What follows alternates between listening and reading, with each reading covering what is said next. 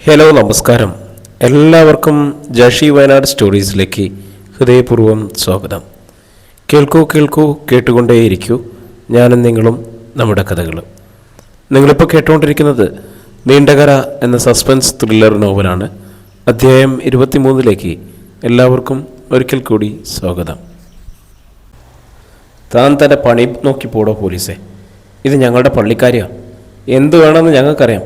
Police ഇതിൽ ഇടപെടണ്ട, ആരോ വിളിച്ചു പറഞ്ഞു. മൈക്കിളൊന്ന് വിളറി. സംഘർഷം മുറുകാൻ തുടങ്ങി.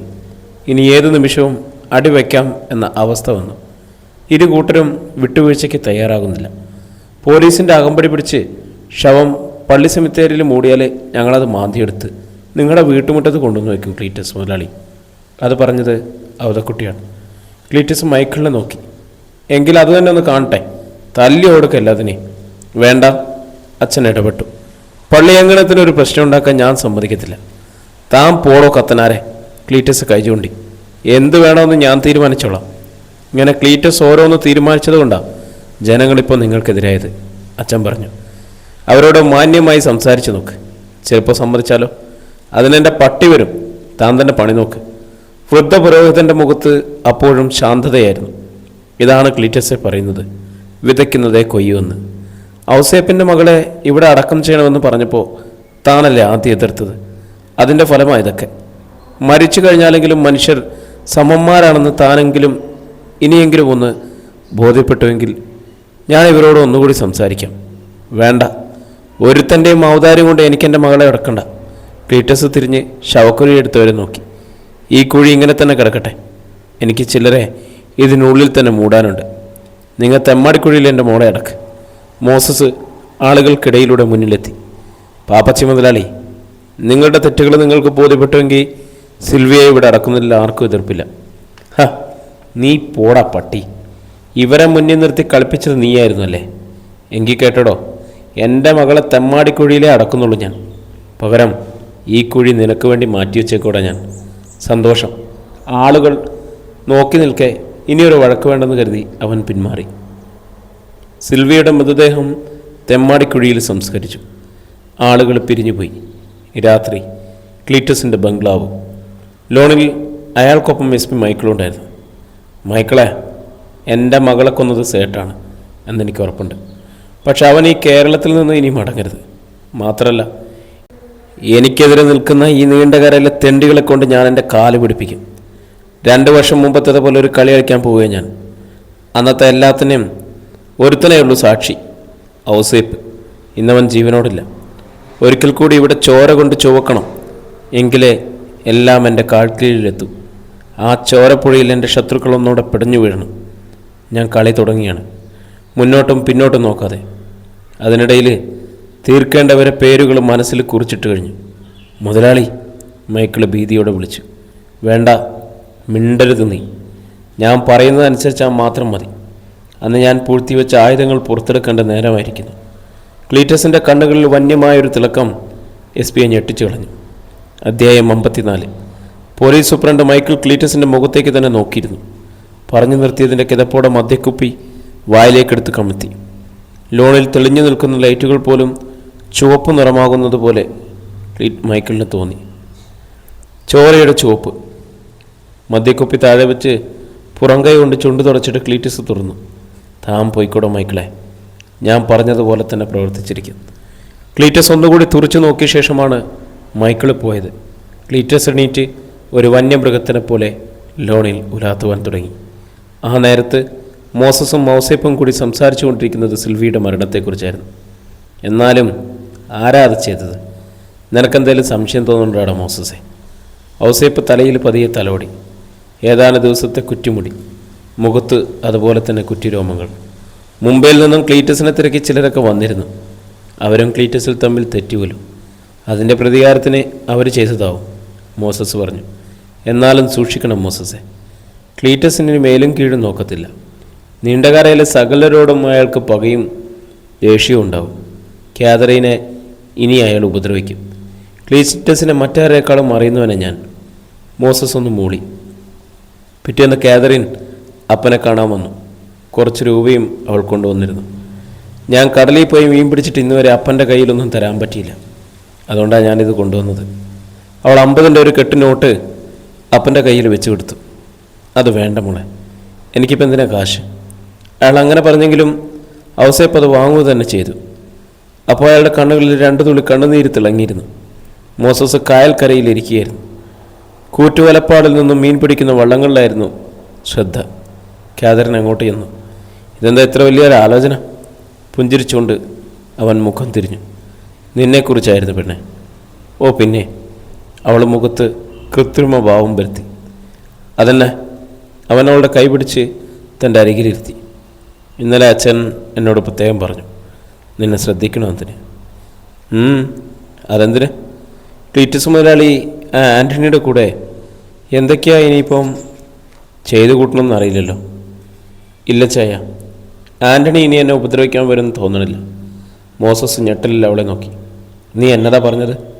കാതറിൻ പതറി. എല്ലാം ഞാൻ പറയാം, പക്ഷെ ആരോടും വഴക്കിനും പോകത്തില്ലെന്ന് എനിക്ക് ഉറപ്പ് തരണം മച്ചായൻ. മോസസിൻ്റെ ഉള്ളിൽ അറിയാതെ ഒരു നടുക്കം പടർന്നു. കർത്താവേ, കാതറിൻ എന്തെങ്കിലും? അവൾ കൈനീട്ടി. യാന്ത്രികമായി അവൻ തൻ്റെ വലത് കൈ അവളുടെ കൈവിളയിൽ അമർത്തി. ഇല്ല, ഞാൻ ആരോടും ഒന്നിനും പോകത്തില്ല. കാതറിൻ കണ്ണുകളൊപ്പി. ഞാൻ ചാളത്തടിയിൽ കടലിൽ പോയപ്പോൾ അവൾ അവനോടെല്ലാം പറഞ്ഞു. സ്രാവിനെ കിട്ടിയതും തുഴ നഷ്ടമായതും ആൻ്റണിയും കൂട്ടരും വെള്ളത്തിൽ വന്നതുമൊക്കെ. ശ്വാസം കഴിക്കാൻ പോലും മറന്ന് ഉദ്യോഗത്തോടെ കേട്ടിരിക്കുകയായിരുന്നു മോസസ്. എന്നിട്ട് കാതറിൻ മനസ്സിലൊരു സിനിമാരംഗം പോലെ ആ രംഗം തെളിഞ്ഞു വന്നു.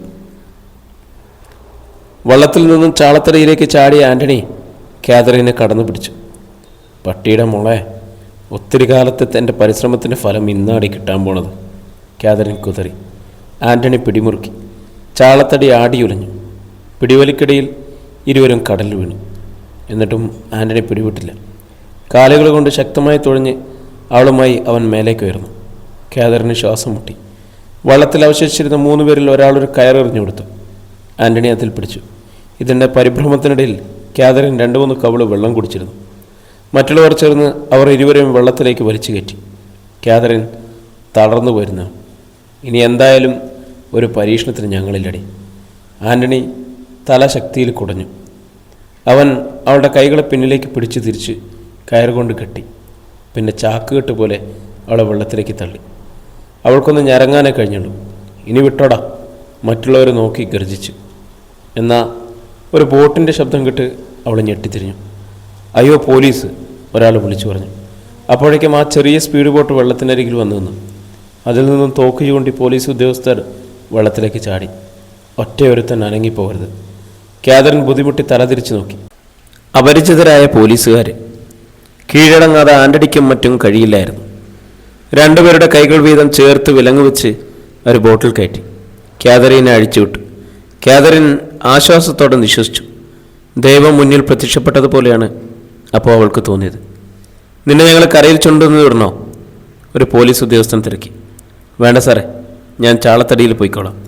കാതറിൻ വള്ളത്തിൽ നിന്നും ഒരു തുഴയെടുത്തു.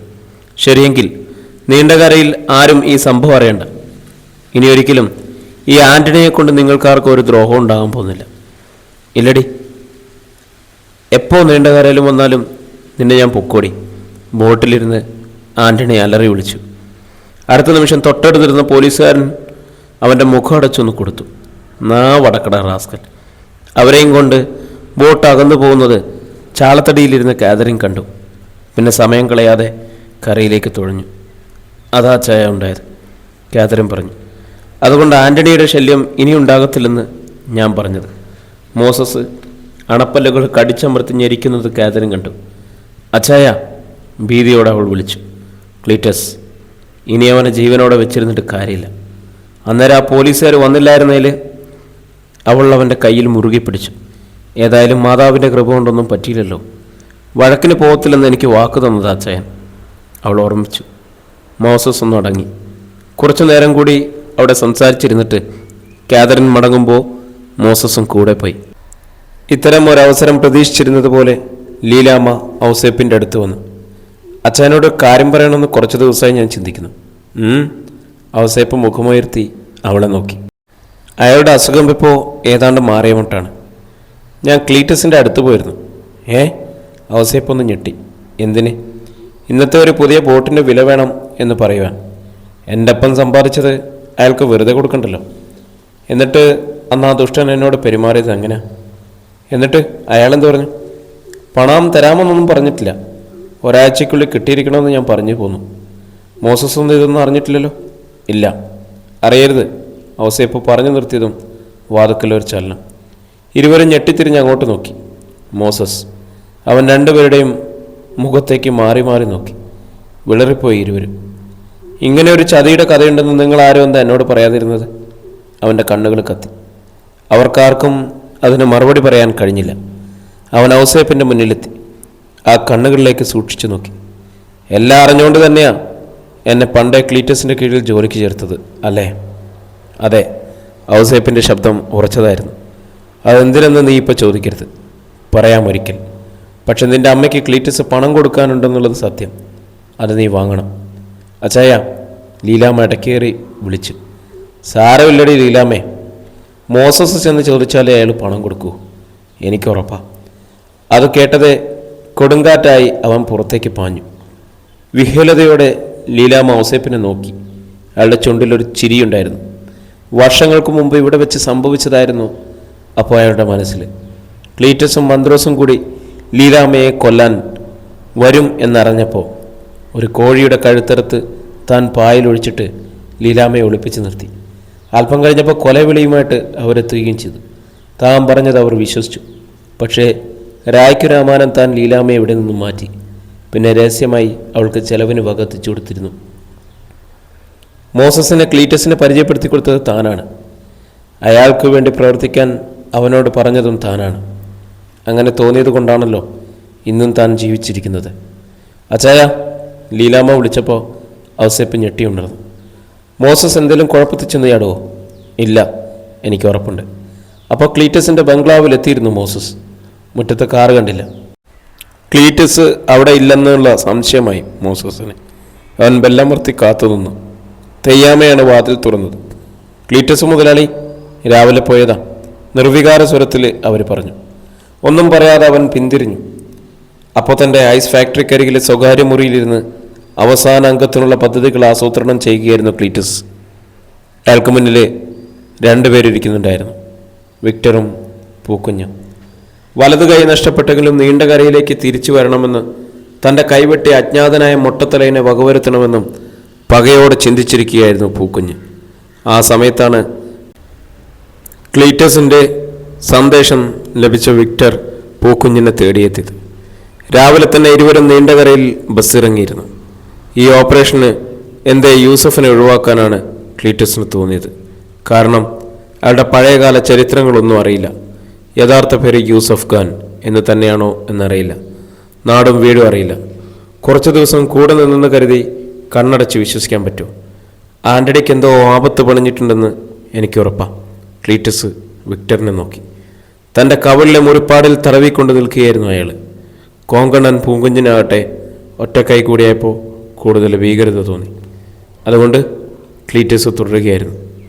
നമ്മളൊരു തീപ്പൊരി ഇട്ട് കൊടുത്താൽ മതി, അവർ പരസ്പരം കടിച്ചു കീറും. മനസ്സിലായതുപോലെ ഇരുവരും തലകുലുക്കി. എന്നാൽ പോയിക്കോ. ശരി മുതലാളി. ഇരുവരും അവിടെ നിന്നിറങ്ങി. തന്നെ അനുസരിക്കാത്ത തെണ്ടികൾ, തൻ്റെ മോളെ തെമ്മാടിക്കുഴിയിൽ അടക്കം ചെയ്തവർ. ക്ലീറ്റസ് ക്രൂരമായി ചിരിച്ചു. 2 വർഷം മുമ്പത്തേതുപോലെ ഒരു കളി.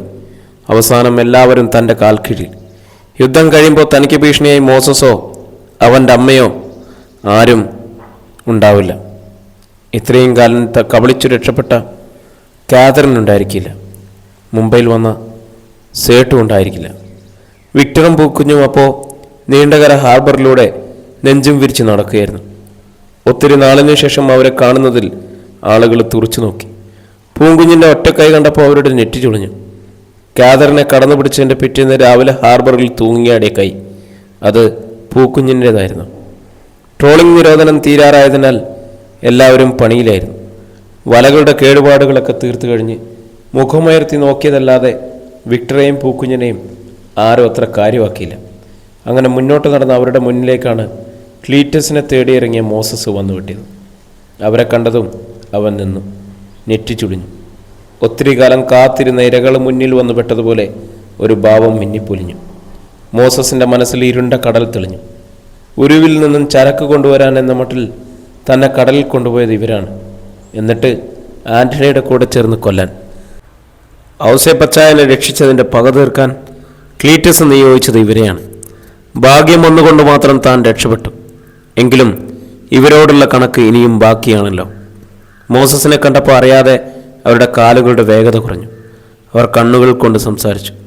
പെട്ടെന്ന് മോസസിനൊരു സംശയം തോന്നി. കുറേ കാലത്തിന് ശേഷം ഇവർ ഇവിടെ വരണമെങ്കിൽ എന്തെങ്കിലും കാരണം കാണുമല്ലോ.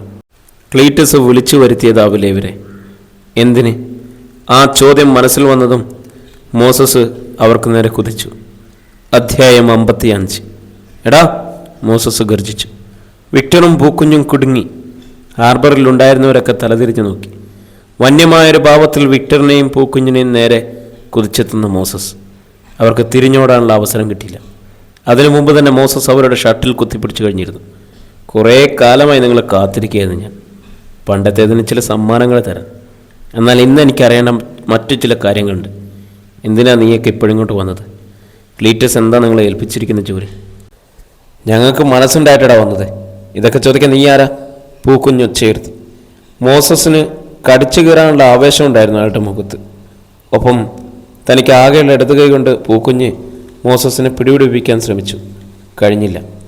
മോസസ് അയാളെ തന്നിലേക്ക് വലിച്ചെടുപ്പിച്ചതും തൻ്റെ തലകൊണ്ട് അയാളുടെ ശിരസിൽ കനത്ത ഒരാഘാതം ഏൽപ്പിച്ചതും ഒരേ നിമിഷമായിരുന്നു. അമ്മേ എന്നൊരു അലർച്ച പൂക്കുഞ്ഞിൽ നിന്നുയർന്നു. മോസസ് പിടിവിട്ട് കാലുയർത്തി അയാളുടെ അടിവയറ്റിൽ കാൽമുട്ട ഉയർത്തി ഇടിച്ചു. തറയിൽ വീണുപോയി പൂക്കുഞ്ഞ്. എടാ, വിക്ടർ മോസസിനെ ആക്രമിക്കാൻ ശ്രമിച്ചു. പക്ഷെ മോസസ് തടഞ്ഞു. അയാളുടെ കൈ പിടിച്ച് തിരിച്ച് തൻ്റെ കൈമുട്ട് കൊണ്ട് പുറത്ത് ആഞ്ഞിടിച്ചു. പൂക്കുഞ്ഞ് തറയിൽ നിന്നും കുതിച്ചെണീറ്റപ്പോൾ മോസസ് വീണ്ടും ചവിട്ടിയമർത്തി. വല നെയ്തുകൊണ്ടും മറ്റു ഇരുന്നവർ ചാടി എണീറ്റ് ഓടി വന്നു. അവർക്ക് ചുറ്റും ഒരു വലയം തീർത്തു. മോസസ് വിക്ടറെയും തറയിലേക്കിട്ടു. പിന്നെ ഇരുവരെയും പുറത്ത് കയറിയിരുന്നു. കഴുത്തിൽ പിടിമുറുക്കി. പറയടാ, എന്തിനാ നിങ്ങളിങ്ങോട്ട് വന്നത്? അവർക്ക് ശ്വാസം വിലങ്ങി. കണ്ണുകൾ തുറച്ചു വന്നു.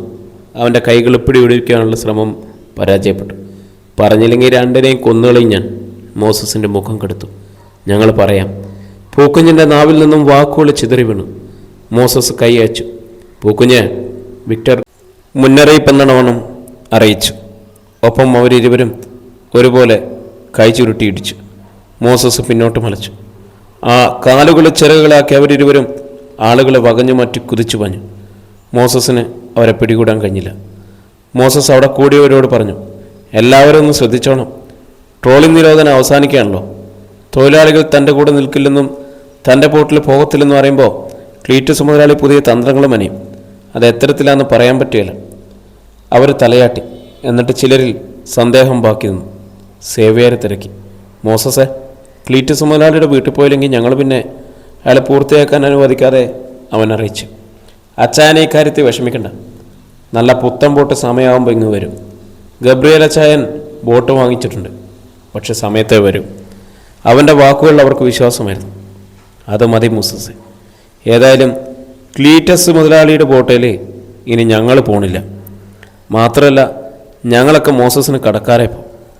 അരി വാങ്ങാൻ കാശില്ല. ഞപ്പോൾ ഞങ്ങൾക്ക് 500,000 വീതം തന്ന് പാപ്പച്ച മുതലാളിയല്ല, മോസസാ, സുലൈമാൻ ആവേശത്തോടെ പറഞ്ഞു. അവൻ്റെ മുഖത്തൊരു പുഞ്ചിരി മിന്നിപ്പൊലിഞ്ഞു. പിന്നെ കാണാം എന്നവരോട് പറഞ്ഞിട്ട് അവൻ കാലുകൾ നീട്ടിവെച്ച് നടന്നു. ക്ലീറ്റസിനെ കാണണം, ബോട്ടിൻ്റെ പണം വാങ്ങണം.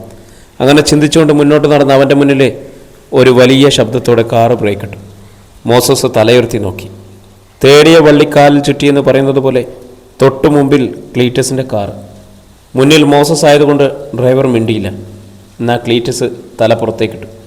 ചാകാൻ ഇറങ്ങിയിരിക്കുകയാണോടാ നീ? മോസസിൻ്റെ കണ്ണുകൾ തിളങ്ങി. അല്ലടാ, കൊല്ലാൻ ഇറങ്ങിയിരിക്കുക.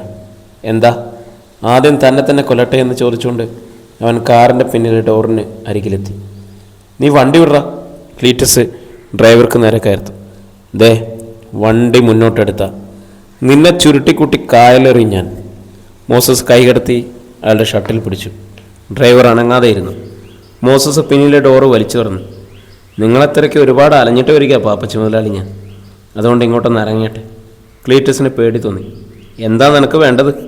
അതൊക്കെ പറയാം. നിങ്ങൾ പുറത്തോട്ടിറങ്ങുന്നോ അതോ ഞാൻ വലിച്ചിറക്കണോ? ക്ലീറ്റസ് ചുറ്റും നോക്കി. അടുത്തെങ്ങും ആരുമില്ല. അകലെ നിന്നും തൊഴിലാളികൾ അങ്ങോട്ട് നോക്കുന്നത് കണ്ടു. ക്ലീറ്റസ് സാവധാനം ഇറങ്ങി. മോസസ് ആ നേരത്തിനുള്ളിൽ ഒരു സിഗരറ്റ് കത്തിച്ചു. എന്താടാ? മോസസ് ഒരു കവിൾ പുക ഊതിപ്പറത്തിയിട്ട് അയാളുടെ കണ്ണുകളിലേക്ക് നോക്കിക്കൊണ്ട് പറഞ്ഞു. ഒരു പഴയ കട ഉണ്ടല്ലോ, താനും എൻ്റെ അമ്മയായിട്ട്. എൻ്റെ വല്യപ്പച്ചനും താനും കൂടെ ഒരു ബോട്ട് വാങ്ങിച്ചതാ. അന്നത് തൻ്റെ കയ്യിലായിപ്പോയെങ്കിലും ഇന്നത്തെ പുതിയ ബോട്ടിൻ്റെ പകുതി കാശതാണെന്ന് എൻ്റെ അമ്മ തന്നോട് പറഞ്ഞിരുന്നില്ലേ? താനെന്ന് കണക്കുകൂട്ടി നോക്കി തൽക്കാലം ഒരു 6 ലക്ഷം രൂപ തന്ന നീക്ക് പോക്കാവും. ക്ലീറ്റസ് വേർക്കാൻ തുടങ്ങി. ലീലാമ്മ അക്കാര്യം മോസസിനോട് പറഞ്ഞിരിക്കുന്നു. എല്ലാം പറഞ്ഞിട്ടുണ്ടാവുമോ? തങ്കശ്ശേരിയിലെ കിണറിൻ്റെ കാര്യം? ഒരു കൂട്ടം പരുന്നുകൾ ആകാശത്ത് വട്ടമിട്ട് പറന്നു. ട്രോളിംഗ് നിരോധനമായതുകൊണ്ട് അവയ്ക്ക് തീറ്റ കുറവാണ്. തൻ്റെ ശിരസിനെ ലക്ഷ്യമാക്കിയാണ് അവൻ ചുറ്റിക്കറങ്ങുന്നതെന്ന് അയാൾക്ക് തോന്നിപ്പോയി. എന്താ പാപ്പച്ചി മുതലാളിയുടെ നാവറങ്ങിപ്പോയോ? മോസസിൻ്റെ ശബ്ദമാണ് അയാളെ ഉണർത്തിയത്. ആര് പറഞ്ഞടാ നിന്നോട് ഈ അസംബന്ധമൊക്കെ? നിന്റെ വല്യപ്പൻ്റെ എൻ്റെ കയ്യിൽ നിന്ന് പണം തന്നതിന് രേഖ വല്ലതും ഉണ്ടോ? ഉണ്ടേ കാണിക്ക്. ഇതാ രേഖ. മോസസ് തൻ്റെ വലത് കൈ നീട്ടി വെള്ളയിലെ രേഖ കാണിച്ചു. ഈ കയ്യിലെ രേഖകൾ തൻ്റെ കവിളത്ത് പതിഞ്ഞാൽ മുറവിയൊക്കെ മാറും തനിക്ക്. അവൻ സിഗരറ്റ് കുറ്റി വലിച്ചെറിഞ്ഞു. നീ എന്നെ ഭീഷണിപ്പെടുത്തുകയാണോ? ക്ലീറ്റസ് മുണ്ടുമടക്കി കുത്തി. അതിന് നിങ്ങൾ തുണി പൊക്കി കാണിക്കുകയാണോ? ഞാൻ പറഞ്ഞ സത്യ, ഭീഷണിയല്ല. എന്നെക്കൊണ്ട് കഴിയണതേ ഞാൻ പറയും. പണം ഞാൻ തന്നില്ലെങ്കിൽ തന്നെ കൊത്തി നുറുക്കി ചൂണ്ടയിൽ കൊടുത്ത് ഞാൻ കടലിലെറിയും, മീനിന് തീറ്റയായിട്ട്. മോസസ് ഒന്നുകൂടി മുന്നോട്ടെടുത്തു. ക്ലീറ്റസ് ഭയന്ന് പിന്നോട്ട് മാറി. എങ്കിലും അവൻ്റെ ഭീഷണിക്ക് മുന്നിൽ വഴങ്ങുവാൻ അയാൾ ഓർക്കല്ലായിരുന്നു. എവിടുന്നോ വലിഞ്ഞു കയറി വന്ന് നീയൊക്കെ ചോദിക്കുമ്പോൾ പണം എണ്ണിത്തരാനിരിക്കുവാണോടെ ഞാൻ? തരും. താൻ തരുന്ന പണി എനിക്കറിയാം. പെട്ടെന്ന് മോസസ് അരയിൽ നിന്നൊരു കത്തി വലിച്ചൂരി ക്ലീറ്റസിൻ്റെ വയറ്റിലമർത്തി. ഇതങ്ങോട്ട് തള്ളിക്കയറ്റി ഇടം വലം തിരിച്ചിട്ട് വലിച്ചൂരിയ തൻ്റെ വയറിലുള്ളത് മുഴുവൻ പുറത്തു വരും. കാണണോ? ക്ലീറ്റസിൻ്റെ തൊണ്ടയിൽ ജലം വറ്റി വരണ്ട്. മോസസ് ഗർജിച്ചു. 2 ദിവസത്തെ സമയം ഞാൻ തരും. 3-ാം നാൾ ഞാൻ തൻ്റെ ബംഗ്ലാവിലേക്ക് വരും. പണം തന്നില്ലെങ്കിൽ തന്നെ കാലെ പിടിച്ച് മുറ്റത്ത് വലിച്ചിട്ട് ചവിട്ടും ഞാൻ. പിന്നെ ഈ കാറിനുള്ളിൽ തന്നെ ഇട്ട് കത്തിക്കും. കയറിപ്പോടാ. ക്ലീറ്റസ് കാറിൽ ചാടിക്കയറി. അത് പാഞ്ഞുപോയി. തിരികെ വീട്ടിലെത്തിയ മോസസ് ലീലാമ്മയോടും ഔസേപ്പിനോടും വിവരം പറഞ്ഞു. ഇനിയാണ് മോസസെ കൂടുതൽ സൂക്ഷിക്കേണ്ടത്. ഔസേപ്പ് മുന്നറിയിപ്പ് നൽകി. അവനൊന്ന് അമർത്തി മൂളി. ഔസേപ്പ് തുറന്നു. മാത്രമല്ല, ഇനിയും ഞാനിങ്ങനെ ഇവിടെ കഴിഞ്ഞാൽ ശരിയാവില്ല. പിന്നെ മോസസും ലീലാമ്മയും ഒന്നിച്ചാണ് തിരക്കിയത്. പോകണം, പോയേ പറ്റൂ. ഔസേപ്പ് മോസസിൻ്റെ ഷേവിംഗ് സെറ്റ് എടുത്തു. തലയും മുഖവും വടിക്കാൻ തുടങ്ങി. അച്ചായ, അസുഖം ഭേദമായാലും ഇനിയും വിശ്രമം വേണം, മോസസ് ഓർമ്മിപ്പിച്ചു. അസുഖം ഭേദമായി കഴിഞ്ഞ് ഞാൻ ഹാർബറിൽ ചെല്ലുമ്പോൾ അവിടെ ആരെയും കണ്ടില്ലല്ലോ. ഔസേപ്പ് പറഞ്ഞത് മോസസിന് മനസ്സിലായില്ല. ഈ നേരത്ത് പൂക്കുഞ്ഞ് സുലൈമാൻ്റെ വീട്ടിലെത്തി. സുലൈമാൻ അങ്ങോട്ട് വന്ന് കയറിയതേണ്ടായിരുന്നു. എന്താ? അനിഷ്ടത്തോടെ സുലൈമാൻ തിരക്കി. പാപ്പച്ച മുതലാളി അത്യാവശ്യമായിട്ടൊന്ന് കാണണമെന്ന് പറഞ്ഞു. കൈയോടെ കൂട്ടിക്കൊണ്ട് ചെല്ലാൻ എന്നെ വിട്ടതാ. സുലൈമാൻ്റെ മുഖം കറുത്തു. വേണ്ട, ഞാൻ വരത്തില്ല. എനിക്ക് മുതലാളിയെ കാണണ്ട. എൻ്റെ കുഞ്ഞിനൊരാപത്ത് വന്നപ്പോൾ കാറെ കയറ്റാൻ പറ്റില്ലെന്ന് പറഞ്ഞോനാ മുതലാളി. ആ മോസസ് ഉണ്ടായതുകൊണ്ടാണ് എൻ്റെ കുഞ്ഞിപ്പോഴും ജീവിച്ചിരിക്കുന്നത്. കാര്യം എന്തൊക്കെയാണെങ്കിലും അതിഥ വന്നൊന്ന് കാണ്. അതിന് ചിലവൊന്നുമില്ലല്ലോ. പൂക്കുഞ്ഞ് ഒറ്റ കൈകൊണ്ട് കയ്യിലൂടെ അറ്റമുയർത്തി കക്ഷത്തിലേക്ക് തിരക്കി. സുലൈമാൻ്റെ ബേബി അകത്തു നിന്ന് ഇറങ്ങി വന്നു. നിങ്ങൾ ഇത്രയും കാലം പാപ്പച്ചി മുതലാളിയുടെ ചോറല്ലേ ഉണ്ടത്? ഇപ്പോൾ വന്ന മോസസാണോ മുതലാളിയാണോ നിങ്ങൾക്ക് വലുത്? സുലൈമാൻ ബീവിയെ തുറിച്ചു നോക്കി. നീ പോയി നിൻ്റെ പണി നോക്കടി. എന്താ വേണ്ടെന്ന് എനിക്കറിയാം. ഞാൻ പറഞ്ഞതേ ഉള്ളൂ. നിങ്ങൾക്ക് അത്രയും വരെ ഒന്ന് പോയാലെന്താ? മുതലാളി പറയണത് എന്തെങ്കിലും ഒന്ന് കേൾക്കാമല്ലോ. അതാ അതിൻ്റെ ഒരു ശരി, പൂക്കുഞ്ഞും പ്രോത്സാഹിപ്പിച്ചു. അങ്ങനെ മനസ്സിലാ മനസ്സോടെ പൂക്കുഞ്ഞിൻ്റെ ഒപ്പം സുലൈമാൻ ക്ലീറ്റസിൻ്റെ ബംഗ്ലാവിലെത്തി. അയാളെ പ്രതീക്ഷിച്ചെന്ന് വേണം സിറ്റൗട്ടിൽ തന്നെ ഉണ്ടായിരുന്ന ക്ലീറ്റസ്. അടുത്ത് തന്നെ വിക്ടറും. വരണം സുലൈമാൻ, ഞാൻ കരുതി നീ വരത്തില്ലെന്ന് ചിരിച്ചുകൊണ്ടാണ് ക്ലീറ്റസ് പറഞ്ഞത്. സുലൈമാൻ എന്ത് മറുപടി പറയണമെന്ന് അറിയില്ലായിരുന്നു. അയാളങ്ങനെ പരുങ്ങി നിൽക്കുമ്പോൾ ഹൃദ്യമായ ചിരിയോടെ ക്ലീറ്റസ് ഇറങ്ങി വന്നു. സുലൈമാൻ്റെ തോളിൽ കൈവച്ചു. ചുമ്മാ കിട്ടണ പണം ആരും വേണ്ടാന്ന് വയ്ക്കത്തില്ലെന്ന് എനിക്കറിയാടാ. ഈ ഞാനാണേലും അങ്ങനെ തന്നെ. അതുകൊണ്ട് മോസസിൻ്റെ കയ്യിൽ നിന്ന് നിങ്ങളൊക്കെ കാശ് വാങ്ങിച്ചതിന് എനിക്ക് യാതൊരു വിരോധമില്ല. തൻ്റെ ചുമലിലിരിക്കുന്ന ക്ലീറ്റസിൻ്റെ കൈയല്ല, മറിച്ച് ചുട്ടുപഴുത്ത ഒരു ലോഹമാണെന്ന് തോന്നിപ്പോയി സുലൈമാൻ. അയാൾ ഉമിനീരിറക്കി. ഞാനിപ്പോൾ നിന്നെ വിളിച്ചത് മറ്റൊരു കാര്യം പറയാനാണ് സുലൈമാനെ. ക്ലീറ്റസ് തുറന്നു. ബോട്ടിൻ്റെ പണികളൊക്കെ തീർന്നിരിക്കുക. 2 നാൾ കൂടി കഴിയുമ്പോൾ ട്രോളിംഗ് നിരോധനം നീങ്ങും. ബോട്ടുകൾ കടലിൽ പോകുമ്പോൾ എൻ്റെ ബോട്ടിൽ നീ ഉണ്ടായിരിക്കണം സുലൈമാനെ. തലയ്ക്കൊരു പങ്കായം കൊണ്ട് അടിച്ചതുപോലെയാണ് സുലൈമാന് തോന്നിയത്. അയാളുടെ മുഖം കറുത്തു, ചുണ്ടുകൾ മുറിച്ചു. ഇല്ല മുതലാളി, എന്നെ കൊണ്ടത് പറ്റുകയില്ല. അയാൾ പറഞ്ഞു തീർത്തു. അള്ളാഹുവിന് നിരക്കാത്തതൊന്നും ഇനി ഞാൻ ചെയ്യുകയില്ല. സുലൈമാനെ, ക്ലീറ്റസ് ശബ്ദമുയർത്തി. അതെ, എന്നെ തിരുത്താമെന്ന് മുതലാളി കരുതണ്ട. അയാൾ വെട്ടിത്തിരിഞ്ഞ് നടന്നു. ക്ലീറ്റസ് പൂക്കുഞ്ഞിനെയും വിക്ടറേയും വിളിച്ച് പുതിയ തന്ത്രം മെനഞ്ഞു. എന്നാൽ ഹാർബറിലാകെ ചിലർ ഈ നേരത്ത് ഒരു വാർത്ത പരത്തിക്കഴിഞ്ഞിരുന്നു. സുലൈമാൻ പാപ്പച്ചി മുതലാളിയുടെ കൂടെ ചേർന്നു. ആർക്കും അത് വിശ്വസിക്കാൻ കഴിഞ്ഞില്ല. എന്നാൽ ക്ലീറ്റസിൻ്റെ കൂടെ നിൽക്കുന്ന കുറേ പേര് ആ വാർത്തയ്ക്ക് നല്ല പ്രചാരണം കൊടുത്തു. വൈകിട്ട് സുലൈമാൻ ഹാർബറിൽ വന്നപ്പോൾ മറ്റുള്ളവർ തിരക്കി. ഞാൻ അവിടെ വരെ പോയി എന്നുള്ളത് നേരാം, പക്ഷെങ്കിൽ ബോട്ടിൽ ചെല്ലാമെന്നൊന്നും ഞാൻ ഉറപ്പ് കൊടുത്തിട്ടില്ല. നീ അവിടെ പോയത് തന്നെ തെറ്റായിപ്പോയി സുലൈമാനെ, അവതക്കുട്ടി പറഞ്ഞു. അതിനെന്നാ, ഇത്രയും കാലം ഞാൻ മുതലാളിയുടെ ബോട്ടെ പോലല്ലേ പോയിട്ടുള്ളത്. അതുകൊണ്ട് അവിടെ വരെ ഒന്ന് പോയനെന്നാ. എടാ, നിനക്കൊരാവശ്യം വന്നപ്പോൾ ഈ പറഞ്ഞ മുതലാളിയെ കണ്ടില്ലല്ലോടാ. അന്ന് മോസസല്ലേ സഹായിച്ചത്. കൃഷ്ണൻകുട്ടി ഏറ്റുപിടിച്ചു. അതിനിപ്പോൾ എന്താ വേണം? സുലൈമാന് ദേഷ്യം വന്നു. ഇനിയും ചിലപ്പോൾ ഞാൻ പോയെന്നിരിക്കും. മോസസിനോട് പിന്നെ എന്തിനാ നീ പണം വാങ്ങിച്ചത്? ബോട്ടെ ചെല്ലാമെന്ന് ഉറപ്പ് കൊടുത്തത്? ചോദിച്ചത് കറിയാണ്. ഇപ്പോൾ എല്ലാവരും കൂടി എൻ്റെ നേരെ ബോട്ട് കയറ്റാൻ നോക്കണോ? മോസസിൻ്റെ കാശ് കടലിൽ പോയച്ചും വരുമ്പം ഞാനങ്ങ് കൊടുത്താലോ? അല്ല പിന്നെ. അപ്പോൾ നീ പാപ്പച്ചി മുതലാളിയുടെ കൂടെ കൂടുവാൻ തന്നെ ഉറപ്പിച്ചോ? എന്നൊന്നും ഞാൻ പറഞ്ഞില്ലല്ലോ. എന്നാൽ കേട്ടോടാ സുലൈമാനെ, ഞങ്ങളാരും പാപ്പച്ചി മുതലാളിയുടെ കൂടെ പോണില്ല. നീ പോകാനും ഞങ്ങൾ സമ്മതിക്കത്തില്ല. രാമൻ തീർത്തു പറഞ്ഞു. അത് നിങ്ങളല്ലല്ലോ തീരുമാനിക്കുന്നത്. ക്ലീറ്റസ് പക്ഷക്കാരനായ ചിലർ ഏറ്റുപിടിച്ചു. എങ്കിൽ നമുക്ക് കാണാം. ആ കാണാം. ക്ലീറ്റസ് കരുതിയതുപോലെ തന്നെ നീണ്ടകരയിൽ വൈരാഗ്യത്തിൻ്റെ ഒരു വലിയ തിര തല്ലിച്ചിതറുകയിരിക്കുന്നു. തൊട്ടടുത്ത ദിവസങ്ങളിൽ അത് വർദ്ധിച്ചതേയുള്ളൂ. ഇതിനിടെ സുലൈമാനും ക്ലീറ്റസിൻ്റെ ആളുകളും ഒറ്റക്കെട്ടായി. എന്തു വന്നാലും പാപ്പച്ചി മുതലാളിയുടെ ബോട്ടിൽ ഞങ്ങൾ കടലിൽ പോകും. അങ്ങനെ പറഞ്ഞെങ്കിലും സുലൈമാൻ്റെ മനസ്സിൽ അപ്പോഴും മോസസ് തന്നെയായിരുന്നു. സമയം വരുമ്പോൾ താൻ മോസസിൻ്റെ കൂടെ നിൽക്കുന്നത് കണ്ട് മറ്റുള്ളവർ ഞെട്ടണം. ഇല്ലടാ സുലൈമാനെ, നീ ജീവനോടെ കടലിൽ പോകത്തില്ല, വർഗീസ് വെല്ലുവിളിച്ചു. സുലൈമാൻ ചിരിച്ചു. ട്രോളിംഗ് നിരോധനം ഇന്ന് രാത്രി 12 മണിക്ക് അവസാനിക്കും. മോസസ് വൈകിട്ട് നീണ്ടകരയിൽ വന്നിരുന്നു. അവിടുത്തെ സംഭവവികാസങ്ങൾ അറിഞ്ഞെങ്കിലും സുലൈമാനോടൊന്നും ചോദിച്ചില്ല. സന്ധ്യയോടുകൂടി സുലൈമാൻ വീട്ടിലേക്ക് ചെല്ലുമ്പോൾ മുറ്റത്തേക്ക് ഓടിക്കൂടുന്ന ആളുകൾ. കാര്യം പിടികിട്ടിയില്ലെങ്കിലും അയാൾ അങ്ങോട്ട് പാഞ്ഞു. ആളുകൾ തള്ളിമാറ്റി അങ്ങോട്ട് കയറി അയാൾ കിടുങ്ങിപ്പോയി. ചോറയിൽ കുളിച്ചു കിടക്കുന്ന തൻ്റെ പൊന്നുമോൻ, അലമുറയിടുന്ന ബീവിയും മറ്റു മക്കളും. അധ്യായം 56. എൻ്റെ മോനെ. സന്ധ്യ കഴിഞ്ഞ ആ നേരത്ത് സുലൈമാൻ്റെ ഹൃദയം പിളരുന്ന അലർച്ച ആ പ്രദേശം മുഴുവൻ ഏറ്റുപിടിച്ചു. സകലരും തിരഞ്ഞു നോക്കി. മങ്ങിയിരുട്ടിൽ താൻ കാണുന്നത് സത്യമാണോ എന്നറിയുവാൻ ഒരു വട്ടം കൂടി ശ്രദ്ധിച്ചു നോക്കി സുലൈമാൻ. മുറ്റത്തൊരു പോയയിൽ ചോരയിൽ കുളിച്ചു കിടക്കുന്ന തൻ്റെ പൊന്നുമോൻ ഷാഹുൽ. അവൻ്റെ അരികിലിരുന്ന് മാറത്തടിച്ച് കരയുന്ന ബീവിയും മറ്റു കുട്ടികളും. കണ്ടു നിൽക്കുന്ന സ്ത്രീകൾക്ക് പോലും താങ്ങാൻ കഴിയുന്നില്ല. അവരും പൊട്ടിക്കരയുന്നുണ്ട്. മോനെ. സുലൈമാൻ കുഴിഞ്ഞ് പായിലേക്കിരുന്നു. പൊന്നുമോനെ, എന്താടാ നിനക്ക് പറ്റിയത്? അയാൾ മകൻ്റെ കവിളിണയിൽ അരുമയോടെ തഴുകി. സുലൈമാൻ കറിയ അയാളുടെ തോളിൽ കൈവച്ചു.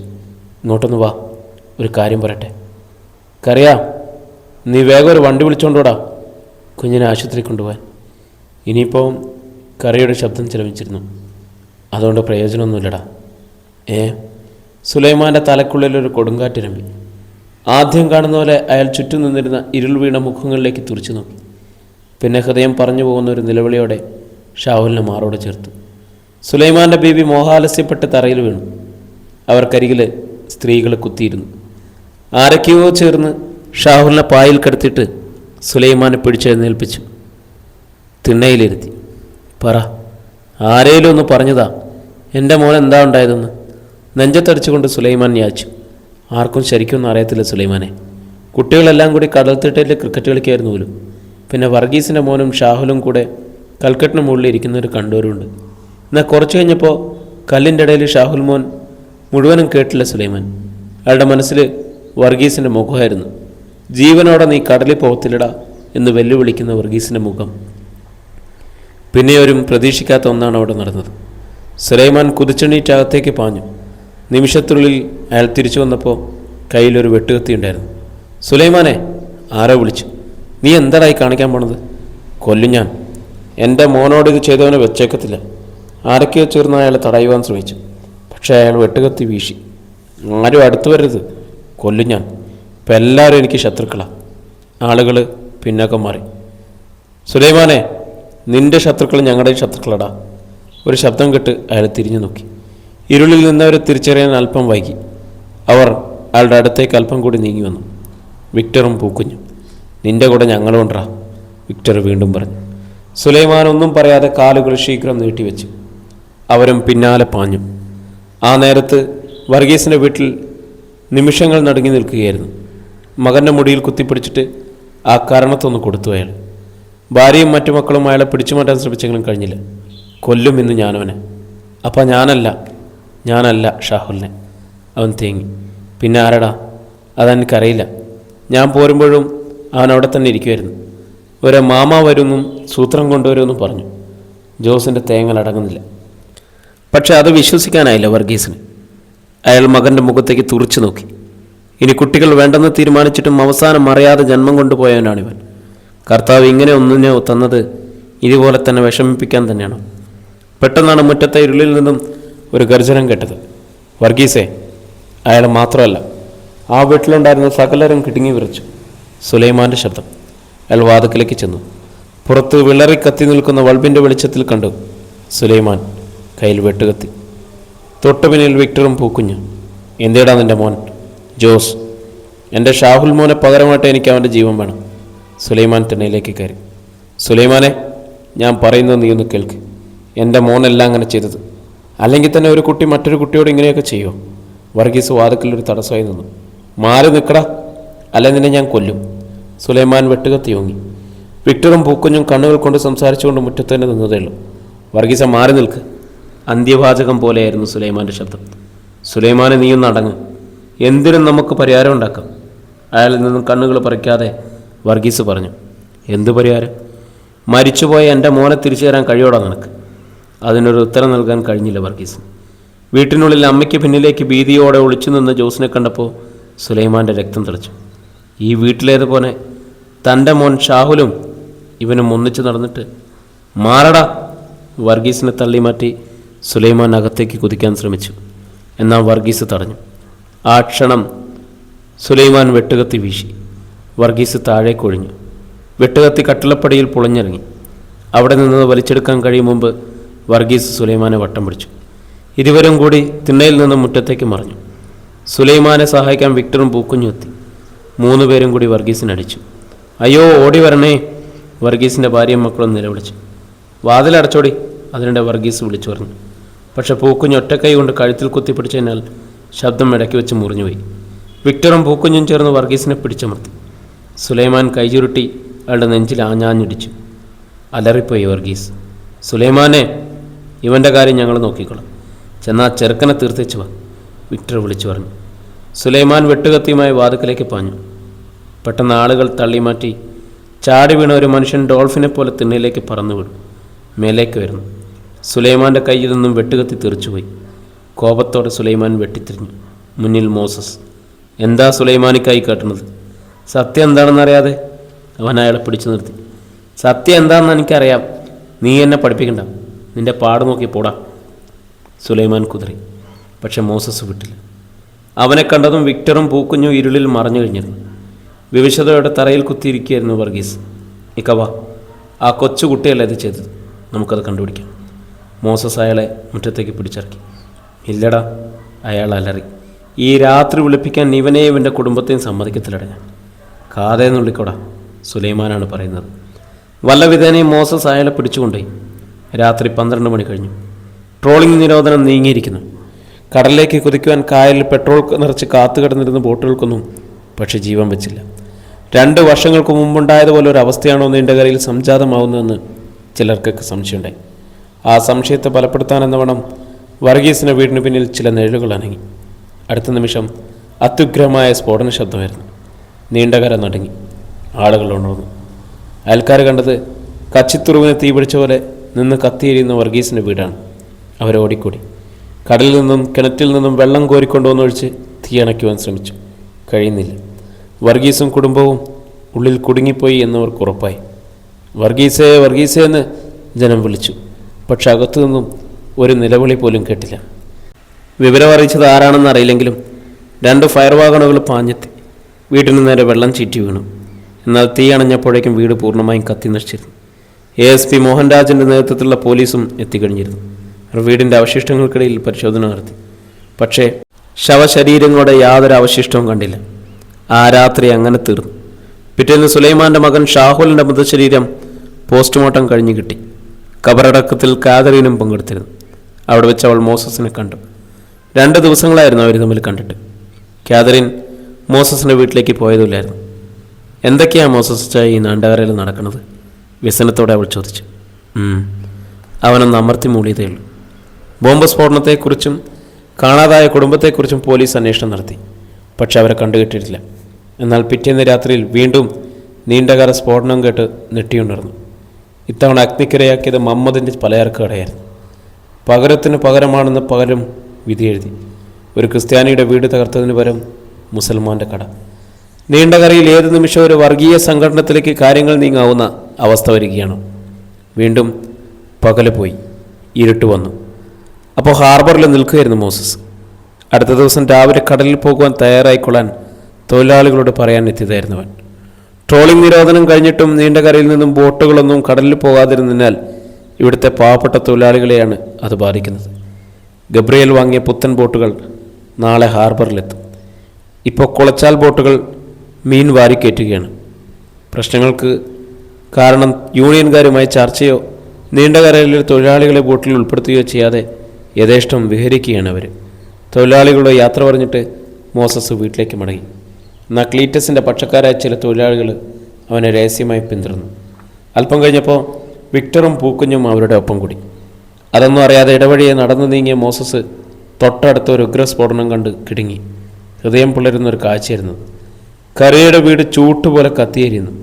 അതിനുള്ളിൽ നിന്നും ചങ്ക് പറഞ്ഞു പോകുന്ന നിലവിളികൾ.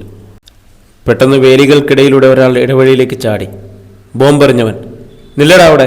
ഒറ്റക്കുതിപ്പിനെ മോസസ് അയാളെ പിടികൂടി. അവൻ കുതറി. അവൻ വിട്ടില്ല. ആ മനുഷ്യൻ്റെ പകുതി മുഖത്തിന് മറച്ച തുണിക്കെട്ടുണ്ടായിരുന്നു. സ്ഫോടനം കേട്ട് ആളുകൾ അങ്ങോട്ട് ഓടിക്കൂടാൻ തുടങ്ങിയിരുന്നു. കത്തിയിരുന്ന വീടിൻ്റെ വെളിച്ചത്തിൽ മോസസ് ആ മനുഷ്യൻ്റെ മുഖത്തെ തുണി വലിച്ചു പറിച്ചു. പെട്ടെന്ന് അയാൾ കൈകൊണ്ട് മുഖം പൊത്തി. അവൻ ആ ബലമായി കൈകൾ വലിച്ചു മാറ്റി. ആ മുഖം വിശ്വസിക്കാനായില്ല മോസസിന്. പ്രിയരെ, നമ്മുടെ കഥ ഇവിടെ തുടരുകയാണ് കേട്ടോ. ഇതിൻ്റെ അടുത്ത അധ്യായമായിട്ട് നാളെ വീണ്ടും നമുക്ക് കാണാം. ഒത്തിരി സന്തോഷത്തോടെ സ്നേഹത്തോടെ വീണ്ടും കാണാമെന്നുള്ള വിശ്വാസത്തിൽ നിങ്ങളുടെ സ്വന്തം ജാഷി വയനാട്.